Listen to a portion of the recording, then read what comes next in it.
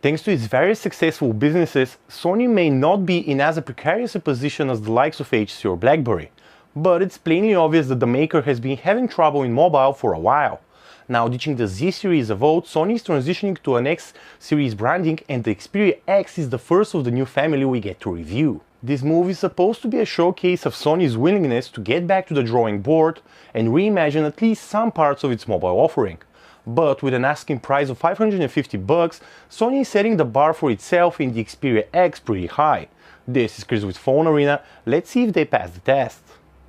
If you've ever held Sony's Xperia Z5, then you likely know just how uncomfortable it can be. The frame towards the back cuts into your hand unpleasantly, and the frosted glass is very slippery. With the Xperia X, Sony fixes the former issue, but not the latter. If we are to continue this parallel with the Z5, the Xperia X is different in many other small ways. The glass up front, for example, seamlessly flows towards the sides, creating a beautiful effect. The Xperia insignia etched onto the left side is no more, and the only branding on the back left standing says simply Xperia, no Sony and no G-Lens cheat sheet next to the camera.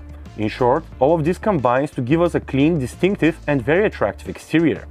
Sporting a 5-inch panel, the Xperia X offers an IPS LCD display with a 1080 by 1920 resolution. And if you're after the typical AMOLED effect, meaning obviously overstated colors, then you're actually in luck. The Xperia X's screen is indeed not at all color correct. Color temperature is too high, resulting in bluish whites, and colors are decidedly overstated. On a more positive note, gamma is spot on, and both maximum and minimum brightness are just excellent. Sony is known for its light touch when it comes to scanning Android, and the Marshmallow build running on the Xperia X changes none of that. It's still a friendly and ultimately understated execution. A few standard features have been made available with the X, including the ability to double tap the screen to wake it or put it to sleep.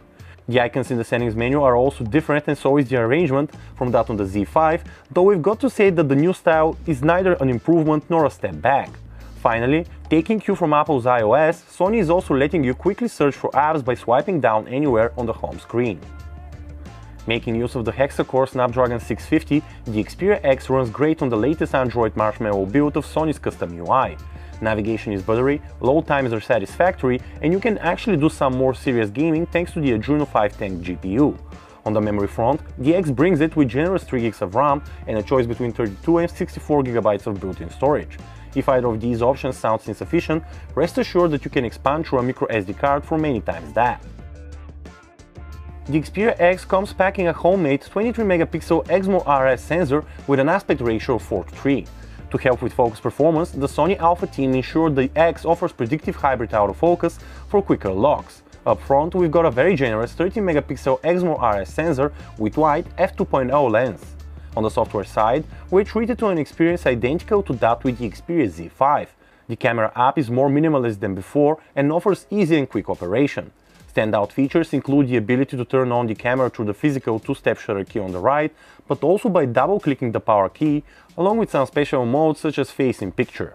Shooting in the native but not default 23MP mode, we get shots that are very consistently characterized by a few glaring issues. First off, detail is soft and all kinds of muddy, and falls behind in terms of clarity when compared with stronger rivals in the field.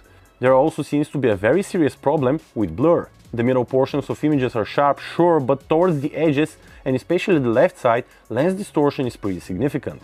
Noise is also a bit on the strong side, and noise-reducing algorithms only further soften very fine detail. As if not enough, dynamic range can sometimes be rather poor.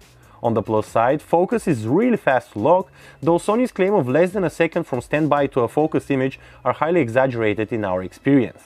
Unfortunately, low-light photography is no better, with more of the same. Added on top, however, the Xperia X just can't handle bright light sources at all, and snaps are even more blurry and detail mushier than before. Despite the Snapdragon 650 being capable of 4K UHD video capture on paper, such a mode isn't available with the Xperia X. Instead, you get 1080p capture at either 30 or 60 frames per second.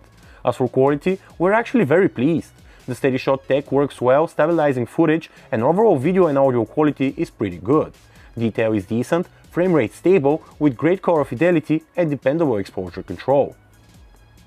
Partnering with a company called Qnovo to offer supposedly superior adaptive charging that will allow the 2620 mAh battery inside the Xperia X to last and stay healthy for longer, Sony claims up to 2 days of battery life. In our experience, that particular claim is a bit on the far-fetched side, though we imagine it's not impossible if you're a light user and let the X idle a lot. More realistically, however, you should expect the Xperia X to last for a bit over a full day of usage. But if you game often, overnight charges will be absolutely a must. An edge in a world of round, the Sony Xperia X is a rather uniquely designed smartphone that we can't help but feel attracted to. It's well balanced, really, and comes across as approachable. A decent job from the Sony design team, sure, though the issue with the slippery back remains. The camera is another sore point with the X and ends up costing it a lot, especially at that price. And really, at $550, today's market is just too crowded and too competitive for the Xperia X to really leave a mark. Knock a few $100 off the price and it probably has a good chance. As it is, however, it's only kind of okay. Once again, this was Chris with Phone Arena. Thank you guys for watching.